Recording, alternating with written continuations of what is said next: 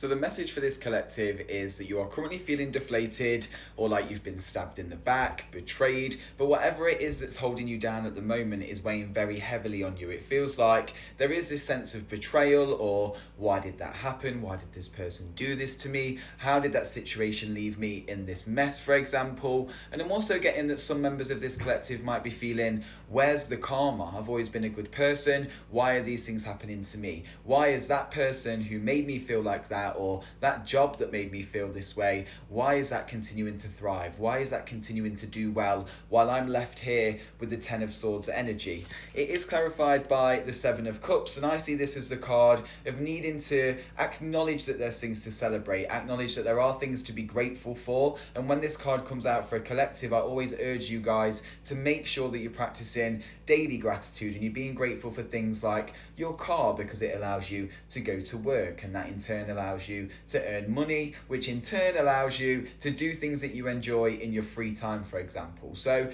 just make sure that you are practicing daily gratitude and you're making sure to acknowledge the good things that are going on in life and not just solely focusing on the negative things, because it's very easy, especially in today's times, to focus on the negative things and overlook everything that is going so well. But it's important that we're grateful for even the smallest things, because that's effectively rewiring our energy, rewiring our brain to be grateful for things, to acknowledge that there are things to be grateful for, and in turn that allows us to see the beauty in the small things and elevate our frequency that little bit higher so that we can continue to climb the ladder and we can get ourselves into a state where we can receive abundance and we are open to receiving blessings and guidance from the universe, for example.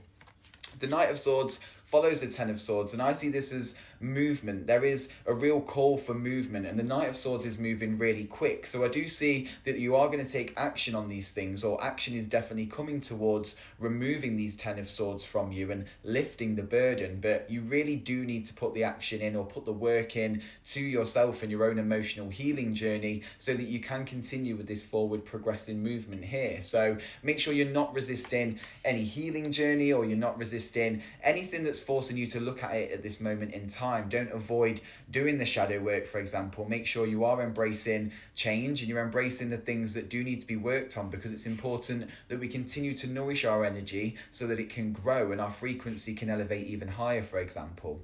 It is clarified by the Chariot, and this is my card of movement. So again, we've definitely got movement here. These swords are definitely being removed from your back. That burden's going to be lifted, but it's all about finding that balance. It's that yin yang energy, finding the balance, finding the center within yourself so that you can move forward in a more balanced way, where you're able to see the small things in life that are going well, whilst being able to focus on the bigger picture and the life that you're truly trying to create or manifest at this time.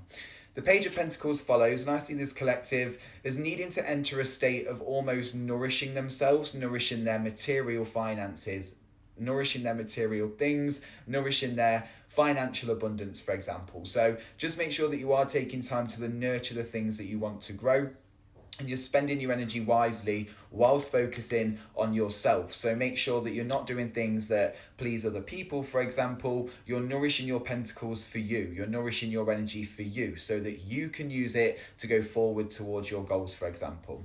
The Five of Swords asks you to put down anything that no longer works, put down any conflict, let go of any trauma, let go of any aggression or thoughts that really rile you up. Anything that puts you on the defensive foot, you really need to let go of. It's about moving forward with the lessons that we've learned and applying those lessons from previous situations to our current situation, so we don't make the same mistakes again, or we don't completely just continue to go around on this same cycle, continue to repeat the same toxic habits, for example, or continue to attract the wrong people because our vibration isn't quite right, or we're not quite aligned with our authentic version of ourselves. So make sure that you're not just engaging in conflict and you're not having these arguments or disputes. Make sure you're really focusing on yourself and applying anything that you have previously learned from past issues or past connections to your current connection. And it's 434 on the clock as I say that.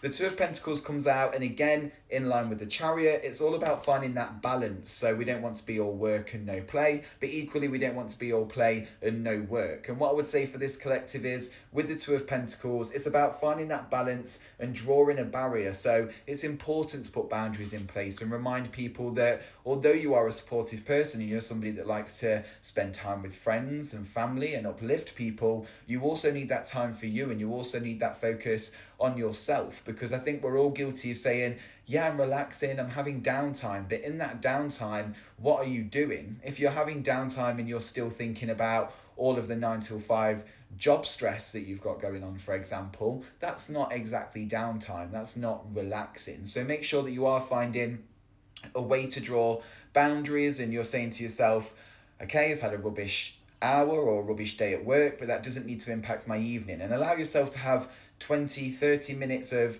ranting time with your partner or your friends or your family, whoever it is that's a safe place for you. Make sure that you're able to get those things off your chest, but don't continue to ruin your evening by continuing to go over these ideas and ruminate over these things. And effectively, you're going to end up giving power to the negative things because we continue to go back to them rather than focusing on the good things. And it is important to offload, and it's important to get these things off our chest, but what's even more important is that we move forward from these things and we reclaim our power by stepping back into our light, by stepping back into a higher frequency.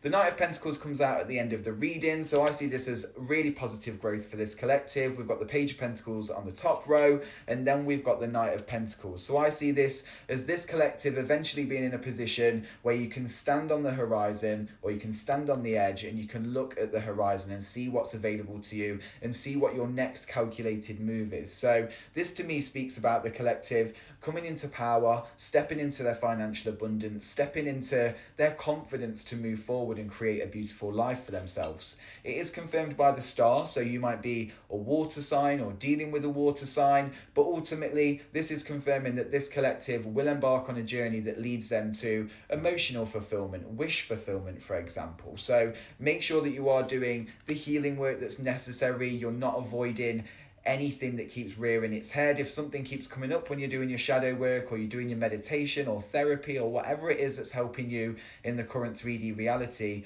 make sure that you're not ignoring the things that continue to rear their head, because those are the things that we need to start to address in this current moment so that you can move forward. And make sure you are practicing daily gratitude and you're not giving strength and power to people who are bringing you down. Please do drop me a comment and let me know if this reading resonated. I'd also appreciate if you could drop me a follow, because it helps these readings reach a wider collective, and I'll see you on the next one.